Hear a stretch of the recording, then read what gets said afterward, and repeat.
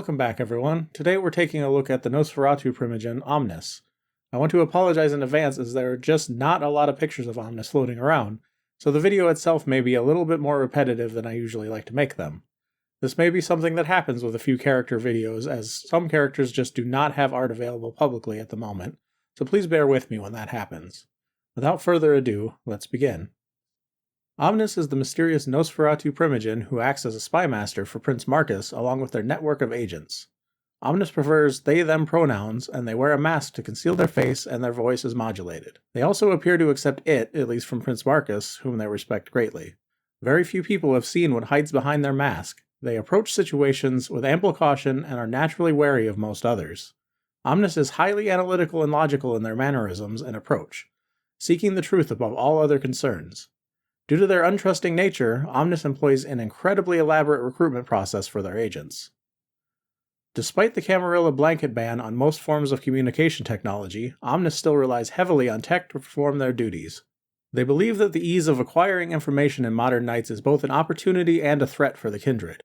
Control is more accessible, but secrets are increasingly harder to keep. The Nosferatu exploited this capability early into the digital age, but Omnis believes they became negligent with their skill, allowing the mortals to eventually catch up to them, which resulted in the breach of their networks. The resulting ban by the Camarilla is something that Omnis feels was both exaggerated and unwise. It caused them to retreat from the front line in a time where the online and offline worlds are becoming ever more seamless. Omnis wishes to rectify this error, and though the Nosferatu no longer dominate the digital realm, they are far from out of the fight. Omnis asserts that the greatest weapon in the kindred arsenal is anonymity through the Masquerade. They believe that the entity will use the attack and ensuing chaos to learn more about the kindred, and that the grinding gears of the Second Inquisition will soon hit on the truth of kindred nature without some sort of intervention. Omnis and their agents have taken steps to prevent this, moving resources and assets around to help avoid discovery. They believe that stopping the Second Inquisition from attaining their goals will be a war in which the primary weapons are data and subterfuge. Much of their focus since the appearance of the entity has been to learn their secrets and study their armaments to better combat this new threat. With a vast network of agents to do their bidding, Omnis spends much of their nights in front of a monitor. Directing their forces where needed, Omnis has such a strong presence in the city that they have even gained the respect of other sects. The Anarch Nosferatu describe Omnis as true to what their name implies, stating that they are something bigger than just one kindred. If able to pass their tests, Omnis will accept even more unconventional individuals as agents, and has been known to make use of even the Thin Bloods to achieve their goals. Despite this, Omnis is well versed in the use of weapons. In particular, they see value in the crossbow, which they deem a superior weapon for stealth, especially against vampires, as an arrow aimed at the heart can double as a stake. Omnis also likes to include a sniper rifle as part of their hacker toolkit, citing a preference for it as both a weapon and a useful tool. When traditional hacking cannot go to target who threatens the Camarilla to silence or irrelevance, the sniper rifle can render the threat void. Omnis shares little, but has expressed some of their feelings about the other kindred leaders who have found their way to the Elysium after the attack. Omnis speaks of Maya with respect, appreciating her ability to find and keep secrets. Above all else, Omnis sees Custos as a source of stability in these dangerous nights. On the subject of Kirill, however, Omnis is glad the others have managed to leash the Bruja, believing that he would get them all killed if he were allowed to have his way. In turn, Omnis garners the respect of most of their contemporaries, including the prince, who describes Omnis as pure, brilliant, and very cautious. There is almost no information to be found about the origins of Omnis or their embrace. They reveal very little about themselves, and what little can be gleaned from conversations with them is framed around information about other topics. The only story told about them before becoming kindred insinuates that they may have been part of the armed forces or perhaps a paramilitary group of some sort. They tell a story from Before I Became What I Am, in which they were forced to overcome 5 armed guards from 50 meters away using only a Swiss Army knife and 2 pistols, describing the encounter with precise detail of a trained soldier. There is no clear indicator of when this took place outside of a description of the weapons used, despite both the Swiss Army knife and pistol with a reloadable clip having been around since the late 1800s or early 1900s. Omnis describes the enemy combatants as having scoped assault rifles, which didn't appear until at least the 1940s, allowing us to narrow down a period of history in which Omnis would have still been human.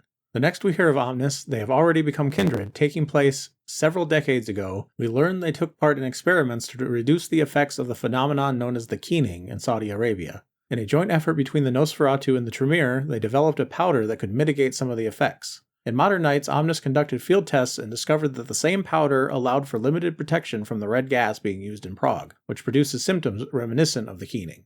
Sometime in or shortly after 2012, when Marcus became prince, he invited Omnis to Prague to take a place on the Primogen Council.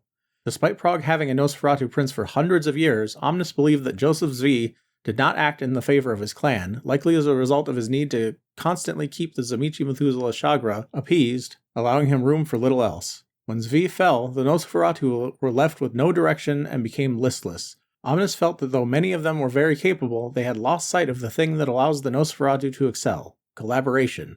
Omnis set to work correcting this failing and believes their biggest contribution to the city is reforging its Nosferatu into a force to be reckoned with. They acted as the catalyst that allowed the Nosferatu to elevate themselves once more, which in turn elevated the status of Prince Marcus. Omnis also set about creating a computer network to aid in monitoring the city and to assist in information gathering despite the Camarilla ban on such technology use. They spend much of their time in front of monitors watching and analyzing the events in the city. The night after the attack by the entity, the Nosferatu began relocating to the Elysium through their hidden networks of tunnels under the city. They began setting up their computer systems in the lower levels to start taking action in locating the prince and securing the city. Omnis believes that access to the reliable intel their network provides will be instrumental in stabilizing the Camarilla after the attack and has been preparing for years for an incursion into the city.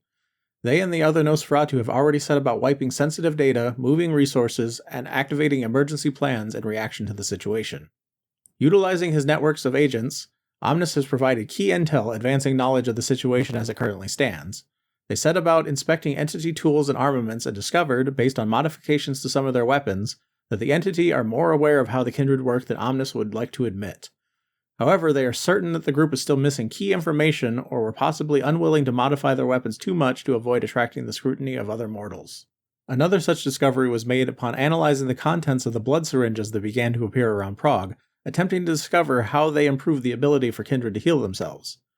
They came to the conclusion that the blood they contain is likely a product of thin blood alchemy.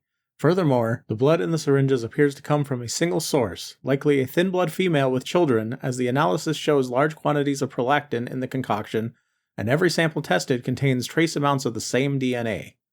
Though most kindred, Kirill especially, wish to eradicate the Duskborn, Omnis wishes to locate her before that can happen and attempt to keep her safe, as they find scientific value in what this person has created. Probably the most important discovery made, however, came through the services of a thin blood agent named Mouse, who discovered that Marcus survived the attack and is in hiding. Though Kirill plans to launch a rescue of the prince, Omnis feels that their methods will be more successful. As events continue to unfold, only time will tell what other discoveries and information Omnis will be able to bring forward.